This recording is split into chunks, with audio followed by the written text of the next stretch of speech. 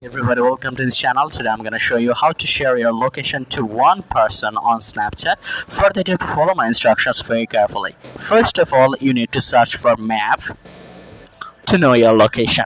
So go to the Maps application. Now you can see a search button here. Go to the search bar and search for your location.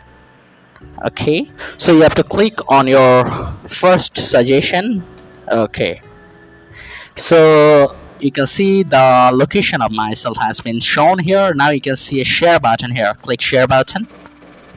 Okay, now you can see a button copy to clipboard. Click on it.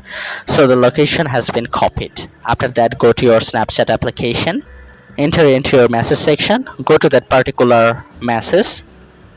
Okay, now paste it and you can easily send it. So you can see that I have sent or shared my location very easily to that specific person, and this is how you can also easily do it. So if this tutorial helped you, like this video and don't forget to subscribe to my channel. See you in the next one.